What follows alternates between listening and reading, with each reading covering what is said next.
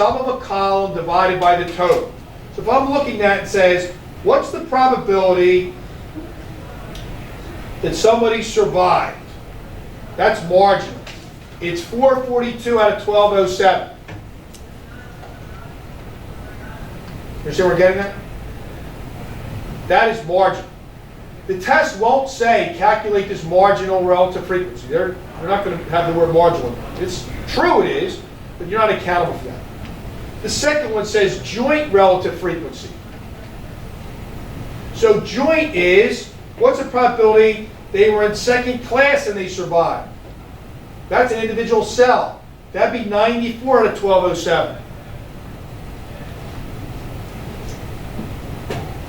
The third one is conditional. That would be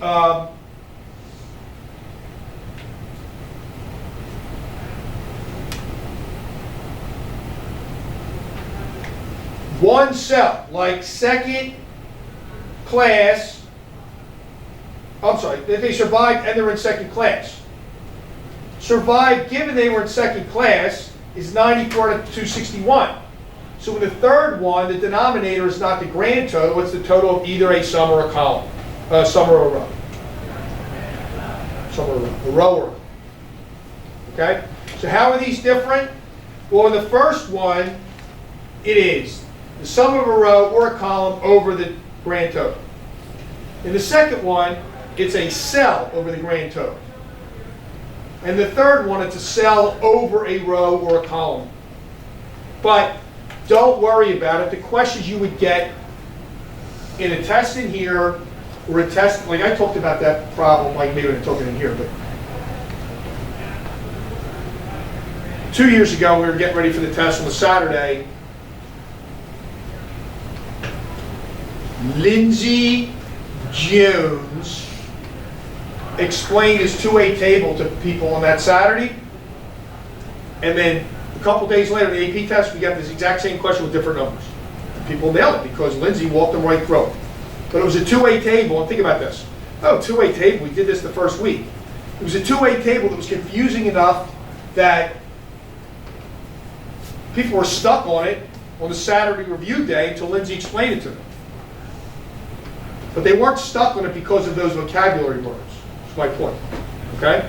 They can get complicated. We're just starting with a two-way table. You will use a two-way table in here as often as you use an H chart in calculus. So, just wanted to call everybody's attention to that because that question came up. You still have time to go through 21, 25, and 31, and then we'll move on to 150. Correct, because the bins are not touching. What is misleading about the bar graph? Connor? The label on the y-axis is percent, and it looks like the p equal response. Okay, well, ready? It's a relative frequency. It's a percent, not the number. It starts at 15, but then increases by 5. So what's misleading them? It goes from 0 to 15 and then every 5. Correct. The 0 to 15 is not on scale. So if you look at the first two, ready? How much greater is the orange bar than the blue bar? By what factor? Can't tell. Sure you can. It's about a factor of 4. About. Why? Because the blue bar looks like it's about halfway to 15. Yes? And the orange bar is about 30. So the orange bar is 4 times greater than the blue bar. But from the picture, it looks way more than 4 times that, because the axis doesn't go all the way down to 0. Okay? So the issue is, when you look at these graphs, you have to consider the axis. They could be misleading. So that's the problem with the picture. And I said, you know, you could add these two up. If you add green and red together, they're higher than orange. But you can't tell that from that picture. It's misleading. It's not false, but it's misleading. Okay? 25. 25 is a two-way table. Now, this is what we got to kind of get our mind around. How do you answer these questions about frequency? So A says, what percent of the respondents, so the denominator is going to be 1,200, feel their body weight is about right?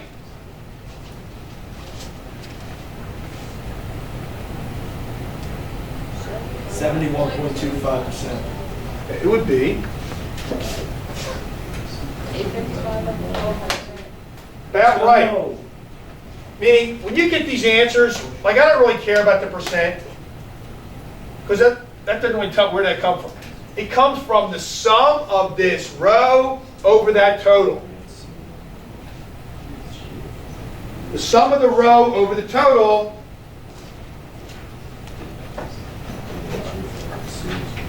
Okay?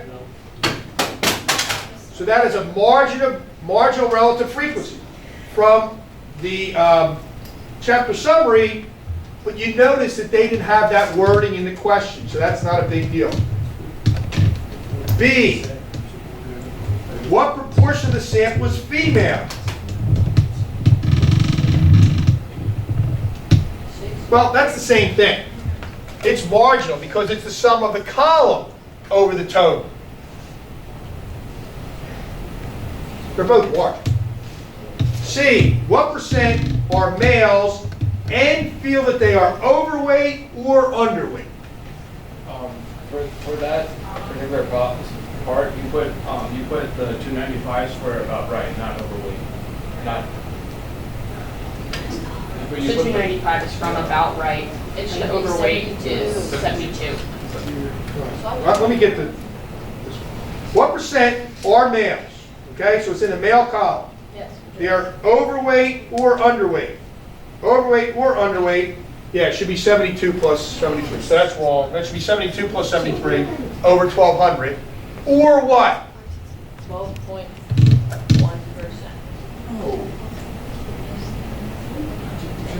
Or 440 take away 295. 440 take away 295. I'm not sure that whole thing's right. No, of respondents. So yes, the 1,200 should be there. So you can do this one of two ways.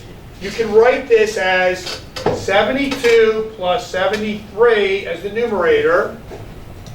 Or you can say the total number of males is 440, and 440 take away the 295 is your numerator. Either way.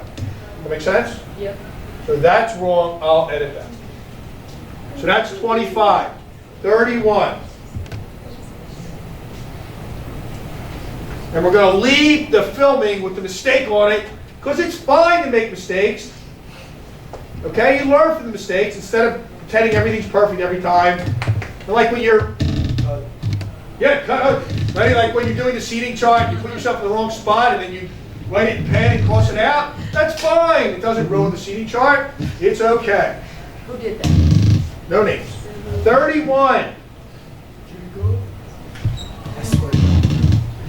Now they're leaving those questions and asking in a different way, but it's going on the same two-way table. If you feel your body weight was about right, that's given. About right is given.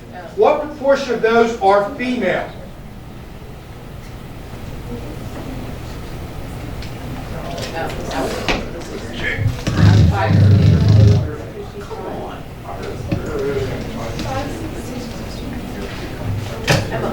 The females. About right. 560, but it's not out of the 1,200. Because it's given, ready? They're females, given they felt about right about their body weight. Female over about right. So that goes to in the summary what they're calling condition of relative frequency. A cell over the sum of a row or a column. And again, you're not accounting for vocabulary. B, Of the female respondents, what percent felt their body weight was about right? Now, do you understand how those questions were reversed, A and B? A says, given that they felt right about their body weight. And B says, given they were female. So 855, if you look at this, is the kind of problems you got to pay attention to. 855 is the sum of a row. 760 is the sum of a column. And that's what you have to distinguish what you're being asked. C. Now they drew a bar graph, a picture in C. And instead of the bars being contiguous, they're stacked. And they're telling you how is that picture helpful?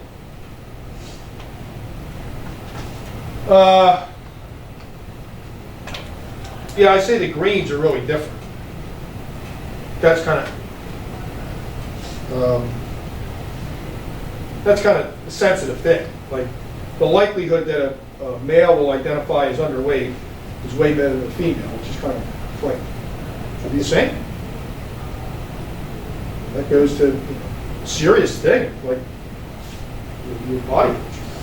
So that's it for 1-1. And again, the fact that you're not doing this homework, you can make a note to yourself. Two-way table, this kind of confuses me. And when I get my copy electronic book, even though we've moved on to chapter 2, I'm going to spend part of my 50 minutes coming back to interpreting two-way tables. And those problems that I posted, those solutions are in the Google Classroom folder. Okay? So for proportion questions like part A, are we not supposed to simplify the fraction? Well, they're equally correct whether you do or not. Like my point is, I'm not simplifying them because it's way easier if I don't simplify them to show you where they come from. Like if you just give a percentage answer, well, how'd you get that? Well, you'd have to back up and do math in a renter and then unreduce the fraction. You do not have to reduce fractions on College Board tests. And personally, especially in this class, a lot of these proportions are going to be more meaningful to you if you don't reduce. Okay? So, we are going to pause the video and then revert to SSR for 1-2. And then I'm going to walk through that with you. And we have some questions for 1-2. And then you need to realize that when you check on what did I miss yesterday, that 1-3 is already broken down into alpha beta, and we're going to do half of 1-3 on Monday, half of 1-3 on Tuesday, and then Wednesday's a homework day.